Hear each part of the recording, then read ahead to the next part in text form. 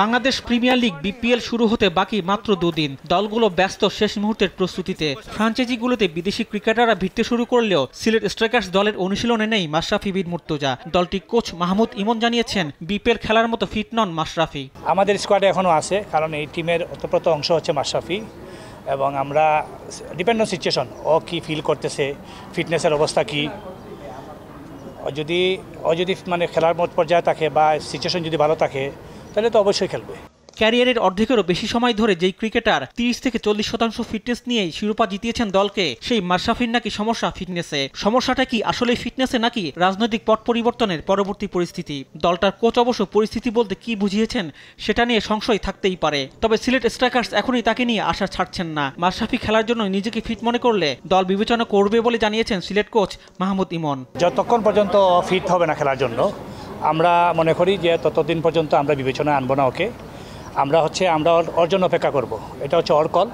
ও যখনই বলবে যে ও রেডি টু প্লে, তখন তারপরে একটা নির্দিষ্ট সময় আছে, যখন আর সময় থাকবে না তখন আমরা ওই জায়গাতে আমরা অন্য প্লেয়ার কল করব। বাংলাদেশের প্রেক্ষাপটে গেল এক যুগে বিপিএল এর সবচেয়ে বড় মুখ বলতে হবে দেশের 2 তারকা ক্রিকেটার মাশরাফি বিন মুর্তজা ও সাকিব আল হাসানকে। একটা সময় তো মাশরাফির দলের চ্যাম্পিয়ন হওয়াটা নিয়মই হয়ে গিয়েছিল। প্রথম 5টি বিপিএল এ 4টিতে ট্রফি হাতিয়ে নিয়েছেন অধিনায়ক মাশরাফি। সাকিব চ্যাম্পিয়ন দলে ছিলেন 2 বার, টুর্নামেন্ট সেরা হয়েছেন 4 বার। ব্যক্তিগত পারফরমেন্স আর বিতর্ক আলোচনা মিলিয়ে সাকিব মাশরাফিকে বলা যায় বিপিএল এর অন্যতম শক্তি। ক্রিকেটার পরিচয় ছাপিয়ে বড় হয়ে উঠেছে মাশরাফি সাকিবের রাজনৈতিক পরিচয়। দুজনেই ছিলেন ক্ষমতাচ্যুত আওয়ামী লীগের সংসদ সদস্য। বিপিএল এবার এই 2 তারকা ক্রিকেটারকে তাই ভীষণভাবে মিস করবে। টুর্নামেন্টের জন্মলগ্ন থেকে যারা এতদিন ছায়াছঙ্গী, 30 ডিসেম্বর থেকে শুরু হয় একাদশ বিপিএলটা হতে যাচ্ছে সম্ভবত তাদের ছাড়াই। দেশের পরিবর্তিত রাজনৈতিক পরিস্থিতিতে দুজনের কারোরই খেলার সম্ভাবনা নেই আসন্ন বিপিএলে। সিলেট স্ট্রাইকার্স দলে থাকা মাশরাফি তো দীর্ঘদিন ধরে খেলা, অনুশীলন, ফিটনেস ট্রেনিং কিছুর মধ্যেই নেই। এবার চিটাগং কিংসে থাকা সাকিব বিদেশি ফ্র্যাঞ্চাইজি লিগে খেললেও আছেন বোলিং অ্যাকশন নিয়ে জটিলতায়। ইংলিশ কাউন্টিতে অ্যাকশন নিয়ে প্রশ্ন ওঠার পর 2 ডিসেম্বর বার্মিংহামের লাফবোরো ইউনিভার্সিটিতে দেওয়া পরীক্ষায় তার অ্যাকশনে ত্রুটি ধরা পড়ে।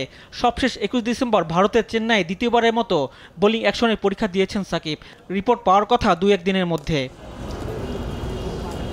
বোলিং অ্যাকশন নিয়ে সমস্যা যদি থেকেও যায়, সাকিব চাইলে বিপিএলে শুধু ব্যাটসম্যান হিসেবেও খেলতে পারতেন, কিন্তু বর্তমান পরিস্থিতিতে তিনি নিজেও সে চিন্তা করবেন না বলে মনে হয়। চিটাগং কিংসের মালিক সামির কাদের চৌধুরী অবশ্য এখনই আশা ছাড়ছেন না, আশা রাখতে চান একেবারে শেষ মুহূর্ত পর্যন্ত।